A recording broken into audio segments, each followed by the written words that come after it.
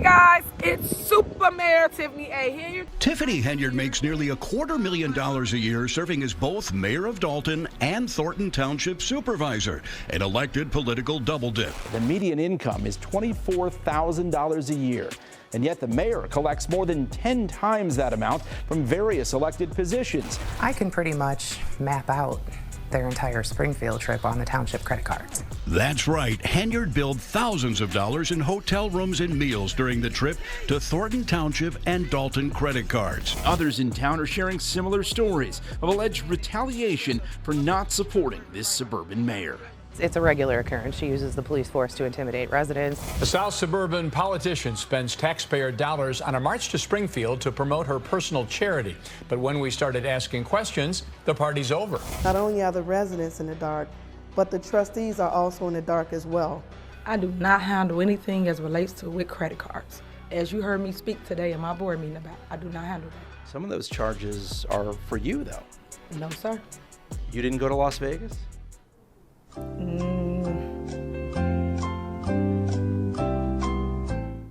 What is that? No comment. Nobody knows something. Don't nobody know nothing? Yeah. Nobody. Nobody?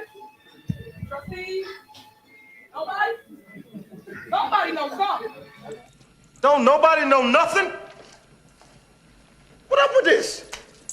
Yes, this is the mayor dressed up as Nino Brown, the fictional character in the movie New Jack City. You know, a kingpin crack dealer. This is the person that she decided to dress up as. This story is totally going to be a Netflix documentary someday. Mayor Tiffany Henyard of Dolton, Illinois. This isn't just any political story.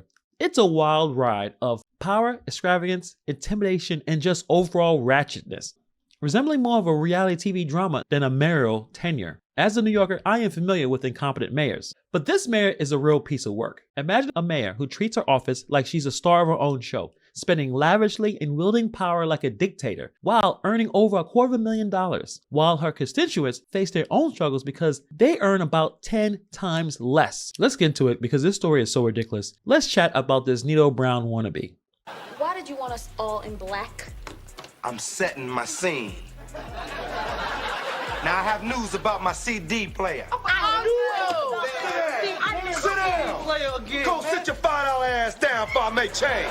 In the small town of Dalton, Illinois, Tiffany Henyard's election was nothing more than historic. Breaking through the traditional barriers, she became the youngest and first female mayor, a milestone in this predominantly African-American town. Through and through, stepped into the political limelight with the narrative of change and progress, embodying the hopes and aspirations of her community. She calls herself the people's mayor, resonating with the needs of the Dalton's residents. Henyard, who has climbed the political ladder from a trustee to the town's top office, brought a lot of energy to her role. Her efforts in those early days appeared to be a true reflection of her pledge to serve and revitalize the town that she always called home. Again, she calls herself the people's mayor. But here's when things go south. The bright start to the mayor's tenure soon gave way to a bunch of controversy. Whispers of misused public funds began echoing through the halls of Dalton. It wasn't just about a few misplaced dollars. We're talking about high-rolling spending on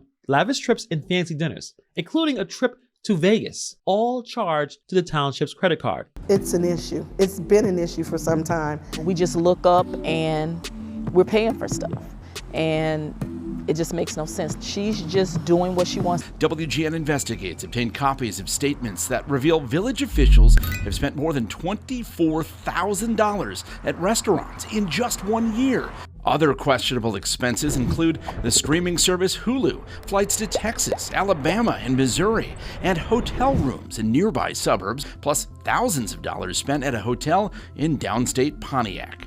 And then there are the trips to Las Vegas. I do not handle anything as relates to with credit cards. As you heard me speak today in my board meeting about, I do not handle that. Some of those charges are for you, though. No, sir. You didn't go to Las Vegas?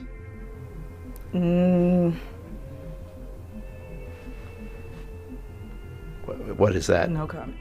You don't know if you were in Las Vegas? Of course I do. Were you? It's not paid by them. Did you fly first class to Las Vegas?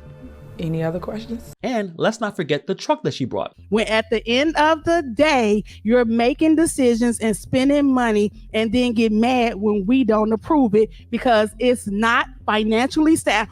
I sat here and looked at a lease that y'all's paying $149,000 for one of them trucks. You make that's like when you're 19 years old and you go get a car and the interest rate 27%. That makes absolutely no sense. You're not making great finance. Excuse me? Please state facts. But let me tell you, here it is, dated December 27, 2022. The cash price of a 2023 Chevy Tahoe, $93,216.71. Interest and APR, $55,929.49. Total lease price, $149,146.20. Tell me if it's not facts, because your signature is all on it. This is a far cry from the community first mantra she preached. She is currently making about $300,000 between the two sources of income, but then she lies and pretends that she doesn't. You make almost $300,000 between your two elected positions. I do not. I don't know where you got that number from.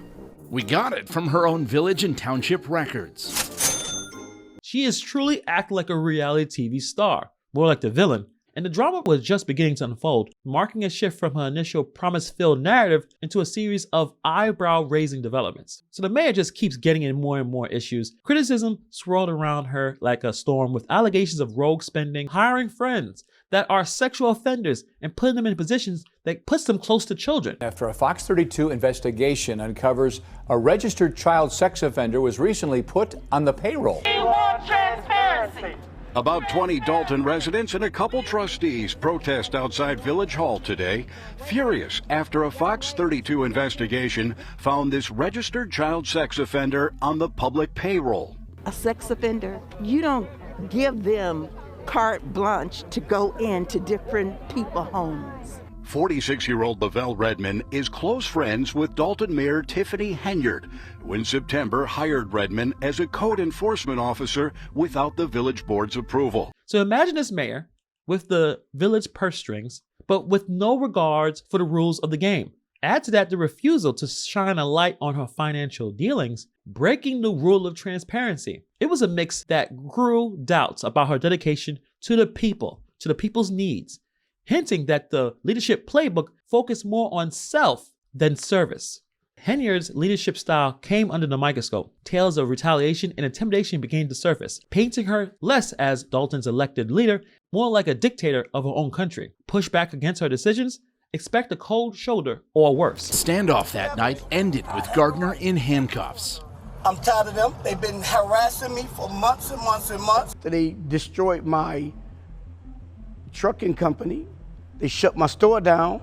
Others in town are sharing similar stories of alleged retaliation for not supporting this suburban mayor. It's a regular occurrence. She uses the police force to intimidate residents. She used her entire police force to come in and prevent something from happening because things didn't go her way, really. This iron-fisted approach didn't just ruffle the feathers of the village board, it sent shockwaves throughout the community. Henyard, once the bearer of hope, now stood as a divisive figure, her autocratic style creating a rift between her office and the very people she meant to represent. It's fascinating to reflect on her choice to dress as Nino Brown from New Jack City. This decision is more than just a bold fashion statement. It symbolizes the striking parallels between her political journey and the fictional rise and fall of Nino Brown. Both Henyard and Nino Brown experienced rapid ascents to power and faced allegations, obviously, of corruption.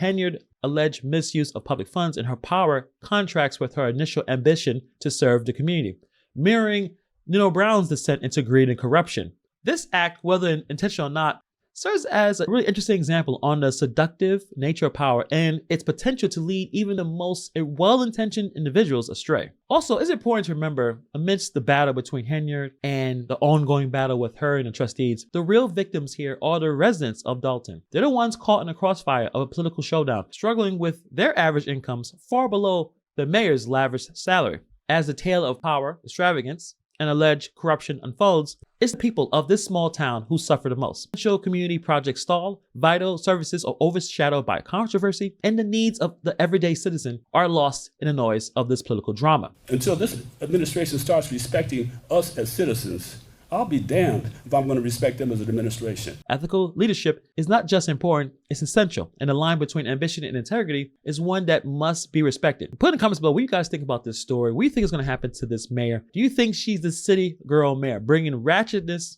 and nonsense into this small town and taking all the resources and only giving it to herself and the people that she finds important? Put in the comments below. Thank you for taking time to watch this video. And I'll see you guys in the next video.